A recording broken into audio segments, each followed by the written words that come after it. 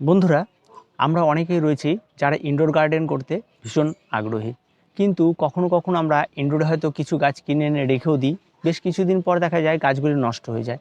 তো এইভাবে অযথা গাছ কিনে নষ্ট করার পর অটোমেটিকলি আমরা ডিপ্রেস হয়ে যাই যে আমাদের দ্বারা হয়তো আর ইনডোর গার্ডেন হবে না। তো বন্ধুরা, একটা প্রপার ইনডোর গার্ডেন করতে হলে বা উইন্ডোর পাশে বাগান করতে হলে বা বেলকনিতে বাগান করতে হলে আপনাকে কিছু জিনিস অবশ্যই জানতে হবে। তার প্রথম যে বিষয়টি রয়েছে সেটা হচ্ছে আপনি যে জায়গাটি চুজ করবেন সেই জায়গাটি যেন পরোক্ষভাবে সূর্যের আলো দিনে 2 ঘন্টা পড়ে।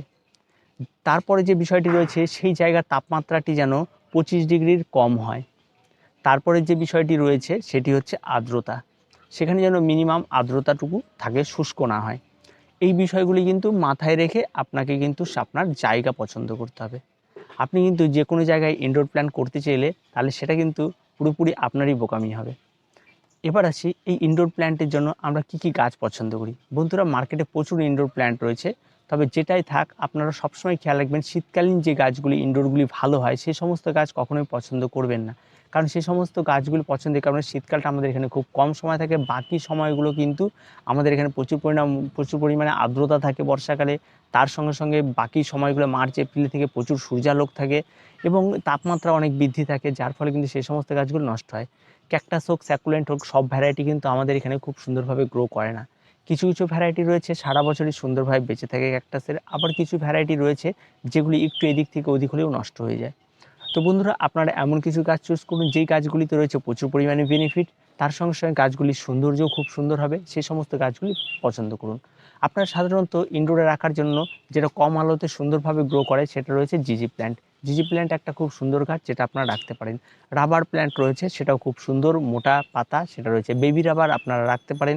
তার সঙ্গে সঙ্গে আপনার রয়েছে কয়েন প্ল্যান্ট, যেটা একদম জানলার ধারে রাখতে পারেন। মানি প্ল্যান্ট রাখতে পারেন। হ্যাঙ্গিংয়ের প্রচুর ভাইনের গাছ রয়েছে, সেগুলি আপনারা রাখতে পারেন। এছাড়া আপনারা মার্কেটে গেলে প্রচুর ধরনের গাছগুলি কিন্তু আপনারা পেয়ে যাবেন যেগুলো রাখতে পারবেন। এবং ডেসিনা রয়েছে, আরও প্রচুর ভ্যারাইটি রয়েছে এবং সমস্ত ভ্যারাইটি আমি বলছি না, আপনারা এগুলি কালেকশন করে নেবেন।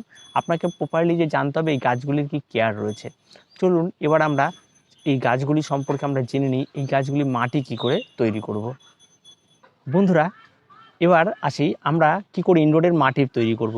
বন্ধুরা, ইনডোরের মাটি তৈরি করতে হলে সবার প্রথমে আপনাকে যেটি করতে হবে সেটা একটা ওয়েল ড্রেনেজ মাটি পছন্দ করতে হবে। ওয়েল ড্রেনেজ মাটির জন্য অবশ্যই আপনি সেই মাটির মধ্যে বালি ব্যবহার করতে পারেন, আপনারা পাথরের টুকরো ব্যবহার করতে পারেন, যে কোনো কিছু করতে পারেন। তবে নর্মাল যে গার্ডেনের মাটি হয় আপনার ফুল গাছ বা ফল গাছ লাগানোর জন্য তৈরি করে থাকেন, এটা আপনারা প্রত্যেকে করেন, ঠিক সেই মাটিতে আপনারা এই গাছ করুন। শুধুমাত্র এই জায়গাটার মধ্যে অবশ্যই টবেতে যাতে ওয়েল ড্রেনেজ হয় সেই যে বিষয়টি কিন্তু খেয়াল রাখবেন। এর স্পেশালি আলাদা তেমন কোনো মাটি তৈরি করার প্রয়োজন নেই, তবে ক্যাকটাস স্যাকুলেন্ট হলে একটু বালির ভাগটা বেশি দেবেন, এটাই। আর এর বাইরে কোনো কিছু নেই। এবার এই মাটিটি তৈরি করার পর আপনারা গাছগুলি বসিয়ে দেবেন। পটস কিন্তু আপনারা আপনাদের পছন্দ মতো ক্রয় করবেন, কারণ যে সুন্দর সুন্দর পটসগুলি আপনারা দেখেন বিভিন্ন ভিডিওতে সেই পটসে কিন্তু গাছ করা হয় না, সেই পটসগুলি ফাঁকাই থাকে, তার ভেতরে তারা অন্যান্য পটসে গাছ করে সেটার মধ্যে বসিয়ে দেয়। তো এটা করলে আপনার যে পটসটি সুন্দর থাকে সেটাও সুন্দর থাকে, সেটা কালার নষ্ট হয় না, মাটিতে বা জলে নষ্ট হয়ে যায় না, সেটা দীর্ঘদিন ভালো থাকে। আর তার সঙ্গে সঙ্গে আপনি যে পটসটাতে কাজ করছেন সেটাও ভালো থাকে। তো এইভাবে আপনারা করতে পারেন। আপনার হোম ডেকোরেশনের জন্য আপনার পছন্দ মতো প্ল্যান্টস চুজ করুন এবং আপনার পছন্দ মতো পটস চুজ করে নিন। আর আপনারা আজই শুরু করে দিন, কারণ প্রচণ্ড গরম পড়ে গেছে। ইনডোর প্ল্যান্ট কিন্তু অবশ্যই করতে হবে, কারণ বাগান ঘরের মধ্যে অত্যন্ত প্রয়োজন রয়েছে। বন্ধুরা, গাছ লাগিয়ে দেওয়ার পর কিন্তু অবশ্যই আপনাকে কিছুদিন সেই গাছগুলিকে ফলো আপ করতে হবে, গাছগুলি ঠিকঠাক বাড়ছে কিনা। যদি দেখেন 1 মাস যাওয়ার পর আপনার গাছগুলি খুব একটা বাড়েনি বা নতুন পাতা ছাড়েনি, তার মানে মাথায় রাখবেন যে আপনি যে জায়গাটি চুজ করছেন সেই জায়গাটিতে পরোক্ষ বা প্রত্যক্ষভাবে সূর্য আলোক 2 ঘন্টা লাগছে না। যদি 2 ঘন্টা সূর্য আলোক না লাগে তবে সেখানে আপনাকে একটা আর্টিফিশিয়াল লাইটের ব্যবস্থা করতে হবে। ইনডোর প্ল্যান্টের জন্য এগুলি লাইট অনেক অ্যাভেলেবেল রয়েছে এবং সেই লাইটগুলি লাগিয়ে রাখতে হবে, তাহলে কিন্তু এই গাছগুলি আবার নতুন করে সূর্য আলোক পাবে এবং তারা কিন্তু সালোক সংশ্লেষের মাধ্যমে খাদ্য তৈরি করবে। আর আমাদের সাধারণত ঘরের আর্দ্রতা অনেক কম থাকে বাইরের তুলনায়, আর তার জন্য আপনারা যেখানে ইনডোর প্ল্যান্ট করবেন সেখানে কোনো কন্টেনার বা কোনো কিছুতে সামান্য জল রেখে দিন। সেই জল থেকে কিন্তু এই গাছগুলি আর্দ্রতা পাবে এবং গাছগুলি আরও হেলদি থাকবে। এবং এইগুলি কিন্তু আপনাকে মেনটেন করে অবশ্যই চলতে হবে, এই ছোট্ট ছোট্ট টিপসগুলি। বন্ধুরা, এবার আসি গাছের ফার্টিলাইজারের বিষয়ে। ফার্টিলাইজার এমন একটি বিষয় যেটা গাছকে কিন্তু নতুন করে উজ্জীবিত করে এবং গাছকে বড় হতে সাহায্য করে এবং গাছকে আরও হেলদি রাখতে সাহায্য করে, গাছকে আপনার দেখার মতো করতে সাহায্য করে ফার্টিলাইজার। তো ইনডোর প্ল্যান্টগুলির জন্য সবসময়ের জন্য আপনারা লিকুইড সয়েলেবল ফার্টিলাইজার ব্যবহার করবেন, কারণ এই গাছগুলিতে মাটিতে খাবার খুব একটা না দিলেই ভালো হয়। আপনারা গাছের পাতায় স্প্রে করে দিতে পারেন, আর তার সঙ্গে সঙ্গে কিন্তু অবশ্যই গাছে মাটির দিকে খেয়াল রাখতে হবে এবং মাটি মাঝে মধ্যে খুঁড়ে দিতে হবে, তবেই কিন্তু এই গাছগুলি খুব সুন্দরভাবে গ্রো করবে। এবার আসি জল।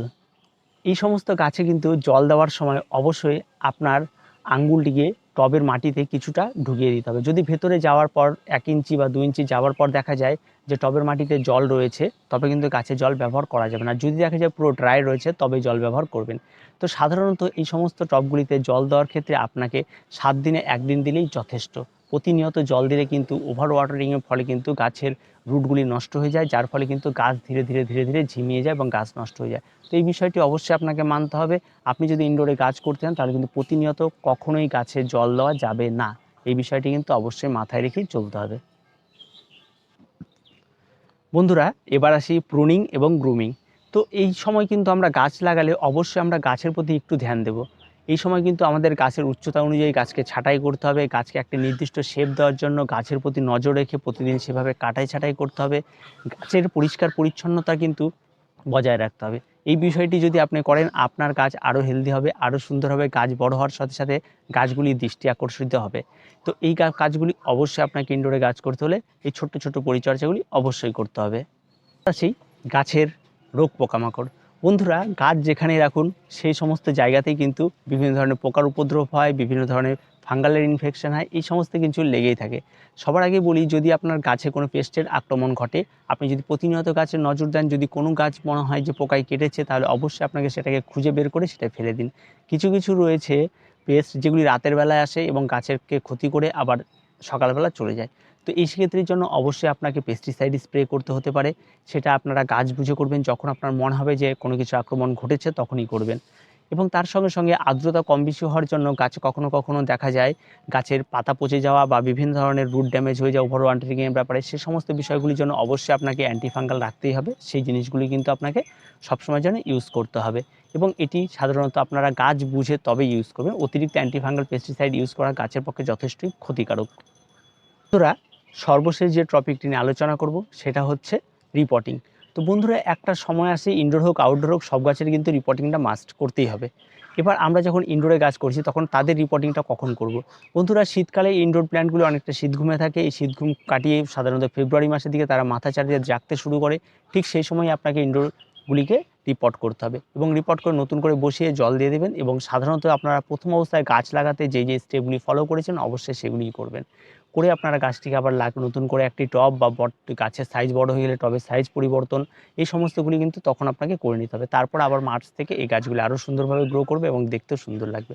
তো ইনডোরে গাছ করা মানে এই নয় যে গাছটিকে আমি শুধু ভালোবাসি। ইনডোরে গাছ করার জন্য আমাদের প্রচুর বেনিফিট রয়েছে। আমরা অনেক মানসিক অশান্তি থেকে ভুগতে থাকি, আর গাছ আমাদের অনেক মোটিভেট করে। আর গাছের প্রতি ভালোবাসা একটা আলাদা রকমেরই ভালোবাসা।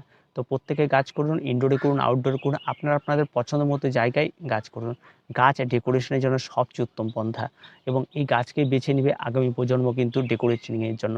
কারণ গাছ ছাড়া মানুষের আর বাঁচার রাস্তা নেই। দিনের পর দিন যেভাবে পলিউশন, দূষণ এভাবে বেড়ে চলেছে, তারপরে কিন্তু আমাদের কিন্তু গাছ করতে হবে। তো প্রত্যেকে গাছ করুন ইনডোরে, এবং প্রত্যেকে এই টিপসগুলিকে ফলো করুন, দেখবেন আপনাদের গাছগুলি আরও সুন্দর হয়ে উঠবে। তো আজকে ভিডিওটি এ পর্যন্তই। প্রত্যেকে ভালো থাকবেন, প্রত্যেকে সুস্থ থাকবেন।